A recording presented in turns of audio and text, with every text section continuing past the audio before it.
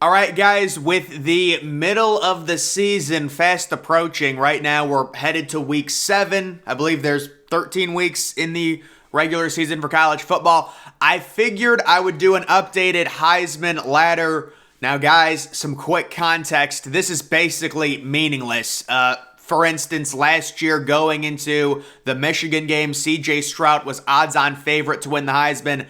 I don't even think he finished inside the top 2. So doing Heisman odds this far out, it's something to look at. It's a mid-season thing. I'm just going to do it. But again, there's multiple games that are going to decide this. If you look at the odds, it's actually crazy how much of a favorite C.J. Stroud is right now. It's terrible value if you wanted to bet. But these are just some guys I think that should be shouted out that are having great seasons. And this is my top 10 Heisman contenders right now going into week number 7. At number 10, it's Drake May. You know, guys, Drake May reminds me of Mac Jones a little bit in terms of the way he throws. He's got 21 touchdowns, 3 interceptions this year, a lot of yards. Surprising North Carolina team, only one loss. That loss came at home to Notre Dame. They are a team, they got that rivalry game this week at Duke, around 7-point favorites. Drake May and that North Carolina offense really surprising a lot of people. Kind of flipped the script on the whole thing. Going into last year, we all expected Sam Howell to have an unbelievable season, be a first-round pick. It doesn't happen. Drake May comes in and is actually an upgrade this year. Who would have thought that? The only problem for North Carolina and Drake May's Heisman hopes, they've got a terrible defense. They're going to lose multiple games, in my opinion. Drake May will have a very nice season.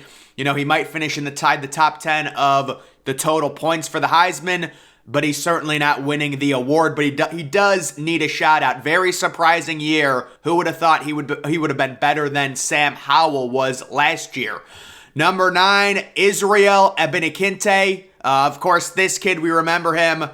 The 320 yards, 6 touchdowns in a single game against, I thought, what was a pretty good Virginia Tech defense. I mean, I know Virginia Tech's not great, but I thought their defense was decent. This kid ran all over him, 830 yards already. He's easily probably going to get 12 or 1,300 yards, 12 touchdowns. Does he have a chance at the 20 touchdown club for rushing? Amazing from this kid. It's great. This is what college football is all about. Kids that you didn't know about putting up crazy numbers, and this kid, I think, has an outside chance at finishing in the top 5 for the Heisman. You look at what he's done right now. Obviously, he's not going to win the award. Pittsburgh would have to win every game, and he'd have to be crazy. But those numbers right now, especially the 12 rushing touchdowns, he could very easily finish with 20 rushing touchdowns, and he would be in contention for a multitude of end-of-the-season awards. Again, that's why I love college football. You get all these, random players that just step up and play great and put up crazy numbers. Number 8, Blake Corum. So a lot of Michigan fans a few weeks ago were asking, does this kid have a chance at the Heisman? I think it's a very similar situation to Hassan Haskins last year. This is a very good running back, but he's certainly not going to win the Heisman. He does, I would say, because Michigan is undefeated, if he goes crazy against Penn State, if he goes crazy against, some of the bad teams on Michigan's schedule, we're talking about running for 200 yards per game, and then obviously somehow takes over the Ohio State game, which is going to be really tough because he doesn't play defense. But overall, he has the numbers right now, the 11 rushing touchdowns, getting into the meat of the schedule where possibly there's an outside chance for him at the Heisman, at least finishing top 3. Again, it's going to be very tough. The Heisman heavily based off of wins and losses, which are heavily dictated by the quarterback position. So it's going to be very hard for any other position, including the running back, to win this award, as we've kind of seen the voting evolve through the years. But I would say, and also the other thing with running backs, defenses can shut running backs down. You key in on them, you've got 8 men in the box, you make J.J. McCarthy and his inexperience beat you, it could be tough for Corum rushing the football against a team like Penn State. But right now he's number 8 on my list. Number 7, Will Rogers. So guys, you won't believe it. Will Rogers, I believe, has another year of eligibility next year. It seems like he's been in college forever, but he could technically come back again next year. He set the SEC completion record last week. So the total completions throughout a career, he passed, I believe, Aaron Murray for that. He's at 22 touchdowns, 3 interceptions, and he has an amazing opportunity in terms of a Heisman statement at Alabama in a few weeks. If Mississippi State keeps winning, they somehow win at Alabama. It's an air raid offense. He's going to be throwing the ball. He'll probably have to throw for 300 or 404 touchdowns. If they win at Alabama and Will Rogers has a big game, he's going to be moving up boards. He has potential. Mississippi State has to keep winning. They have to upset Alabama on the road. It's going to be very tough, but because of this offense, the stats, the passing yards, the completion percentage, the overall touchdown to interception ratio, he's not going to have the efficiency stats. He's going to have the total counting stats, the total yards, the touchdowns, things like that, just because of the way that offense is run. But Will Rogers, one of the more underrated players in college football right now. Number 6, it's going to be Bryce Young. So Bryce Young was already up against it, trying to win back-to-back Heismans. Extremely tough thing to do. He gets injured. He misses a game and a half, basically. That kills your chances at the Heisman.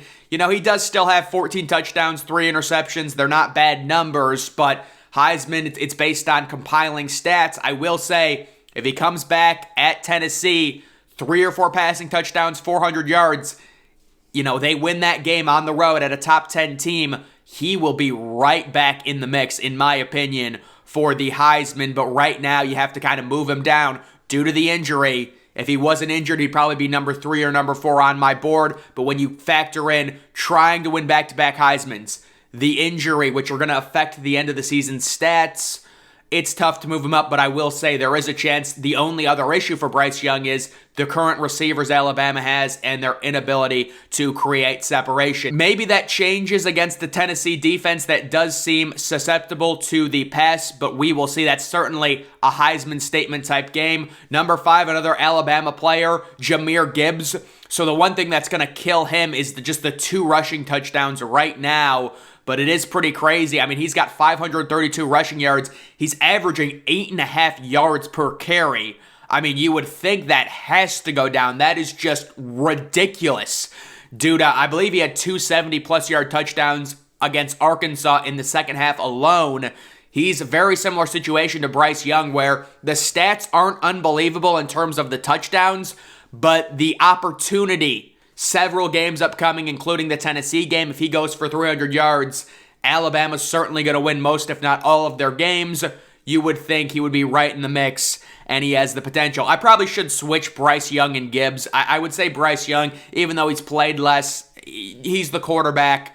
I would probably put him over. And then 4, Dorian Robinson, the UCLA QB. Of course, UCLA is undefeated. He's a dual threat. He has 15 passing touchdowns, just 2 interceptions. He's got a major chance upcoming in Oregon. Another massive Heisman potential moment. UCLA, I also think they also do face USC. So there's multiple chances for him. If UCLA goes undefeated and he continues these stats, you're talking about a guaranteed trip, you know, as a top 3 vote getter, something like that, to New York, at least finishing inside the top 3 for DTR. Right now, he's my number 4. Number 3, we're going with Hendon Hooker, who has 10 touchdowns, 0 interceptions. A little surprising, he only has 10 touchdown passes, but when you look at his overall efficiency numbers, only C.J. Stroud is better in terms of efficiency. This Tennessee offense generates big plays like crazy, and you want to talk about Heisman upside. Home game against Alabama. You perform well in that, you're well on your way. Your odds are going to get way better. They're going to skyrocket if this kid has 400 total yards and 4 touchdowns and they beat Alabama at home. How about the game at Georgia? We know Georgia's probably going to be ranked number 1, number 2, or maybe, 3. You beat Alabama and Georgia, and you're a major reason as the quarterback with good numbers. Yeah, this kid's got crazy potential. Now, it also could nosedive if you lose both of those games. It certainly could. But Hooker is one to watch. The only issue is just the 10 passing touchdowns, but the efficiency is there. And the way the schedule sets up, very interesting, major Heisman potential. Number 2, Caleb Williams. So Caleb Williams, the 14 touchdowns, just 1 interception, major Heisman potential. USC on the road at Utah. say what you want about Utah. They're ranked 20th. If USC beats them, I mean, they're probably going to be unranked, which is pretty crazy to think about considering Utah is the favorites in that game by 3.5 points. But Caleb Williams, that's a hostile environment. He's been quietly gathering stats. If USC goes undefeated, they have a massive turnaround with Williams. I could see him being at least the Heisman finalist.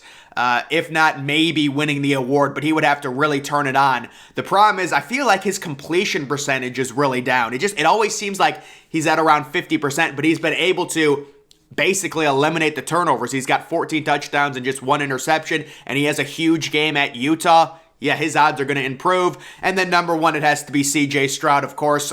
He came in as the Heisman favorite. He leads the nation in passing touchdowns, leads the nation in every important QBR metric, passer rating metric, yards per attempt metric, anything like that. 24 touchdowns, 3 interceptions. C.J. Stroud certainly is the Heisman favorite. Of course, it really doesn't matter. If C.J. Stroud wants to win the Heisman, he has to beat Michigan. If he does not beat Michigan, he's not winning this award.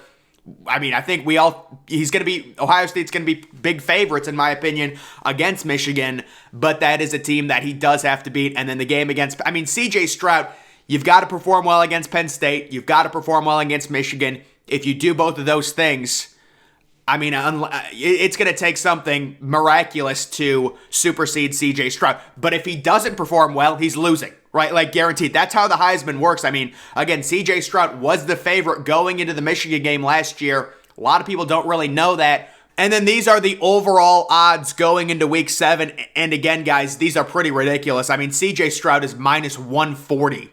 Midway through the season. So by far the odds-on favorite. The next closest guy is Caleb Williams, plus 1,000. Bryce Young coming in at number 3. There's that upside. Hendon Hooker tied with Bryce Young. DTR coming in right there. Blake Corum. DJ Uiagalelei is there. I see no chance for DJ. I just think the offense overall. I think DJ is a little underrated, but that offense just does not produce enough points. Gibbs, Adrian Martinez, he's got really good rushing stats. He's not winning that award, though, with Kansas State. Daniels, of course, is injured right now.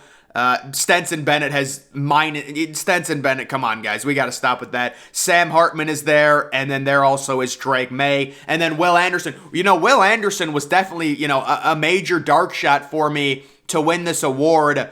Unfortunately, it's very hard as a defensive player. You've got to be producing elite numbers. Like, if Will Anderson wanted any chance at the Heisman this year, he would have needed, 3 sacks against Texas.